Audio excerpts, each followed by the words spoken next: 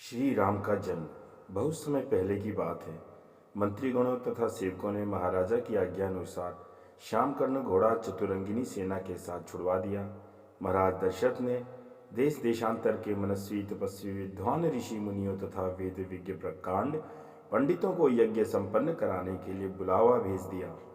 निश्चित समय आने पर समस्त अभ्यागतों के साथ महाराज दशरथ अपने गुरु वशिष्ठ जी तथा अपने परम मित्र अंग देश के अधिपति लोकपाद के जमाता ऋषि को लेकर यज्ञ मंडप में पधारे। इस प्रकार महान यज्ञ का विधिवत शुभारंभ किया गया। संपूर्ण वातावरण वेदों की ऋचाओं के उच्च स्वर में पाठ से गूंजने तथा समिधा की सुगंध से महकने लगा। समस्त पंडितों, ब्राह्मणों, ऋषियों आदि को यथोचित धन धान्य गौ आदि भेंट करके सादर विदा करने के साथ यज्ञ की समाप्ति हुई। राजा दशरथ ने यज्ञ के प्रसाद चरा को अपने महल में ले जाकर अपनी तीनों रानियों में वितरित कर दिया। प्रसाद ग्रहण करने के परिणाम स्वरूप परमपिता परमात्मा की कृपा से तीनों रानियों ने गर्भ धारण किया। जब चैत्र मास के शुक्ल पक्ष की नवमी तिथि को पुनर्वसु नक्षत्र में सूर्य, मंगल, शनि, बृहस्पति तथा शुक्र अपने अपने उच्च स्थानों में विराजमान थे, कर्क लग्न के उदय होते ही महाराज दशरथ की बड़ी रानी कौशल्या के गर्भ से एक शिशु का जन्म हुआ, जो कि श्याम वर्ण, अत्यंत तेजोमय, परम कांतिवान और अद्भुत सौंदर्यशाली था।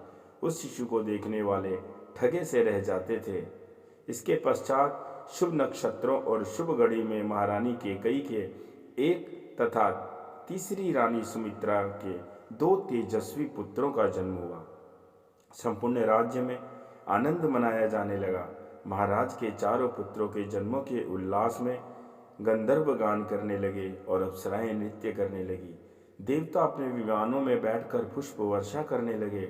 महाराज ने उन्मुक्त हस्त से राजद्वार पर आए हुए भाट, चारण तथा आशीर्वाद देने वाले ब्राह्मणों और याचकों को दान दक्षिणा दी। पुरस्कार में प्रजाजनों को धन धान्य तथा दरबारियों को रत्न आभूषण तथा उपाधियां प्रदान किया गया। चारों पुत्रों का नामकरण संस्कार महर्षि वशिष्ठ के द्वारा कराया गया तथा उनके नाम रामचंद्र, भरत, लक्ष्मण और शत्रुघ्न रखे गए। आयु बढ़ने के साथ ही साथ रामचंद्र गुणों में भी अपने भाइयों से आगे बढ़ते चले गए। प्रजा में अत्यंत लोकप्रिय होने लगे। उनमें अत्यंत विलक्षण प्रतिभा थी, जिसके परिणाम स्वरूप अल्पकाल में ही वे समस्त विषयों में पारंगत हो गए। उन्हें सभी प्रकार के अस्त्र शस्त्रों को चलाने तथा हाथी, घोड़े एवं सभी प्रकार के वाहनों की सवारी में उन्हें असाधारण निपुणता प्राप्त हो गई। वे निरंतर माता पिता और गुरुजनों की सेवा में लगे रहते थे। उनके अनुसरण शेष तीन भाई भी करते थे। गुरुजनों के प्रति जितनी श्रद्धा भक्ति इन चार भाइयों में थी, उतना ही उनमें परस्पर प्रेम तथा सौहार्द भी था। महाराजा दशरथ का हृदय अपने चारों पुत्रों को देखकर गर्व और आनंद से भर उठता था। दोस्तों नमस्कार, यह थी भगवान श्री रामचंद्र के जन्म की समय की कहानी। अगर कहानी अच्छी लगे तो अपने मित्रों और परिवारजनों के साथ जरूर शेयर करें। ऐसी सनातन धर्म से जुड़ी कथाओं के लिए आप हमारे चैनल को प्लीज़ ज़रूर सब्सक्राइब करें। आपका दिन शुभ हो, मंगलमय हो, आप स्वस्थ रहें, आपके माता पिता स्वस्थ रहें। जय साईं राम, जय श्री राम, जय हनुमान।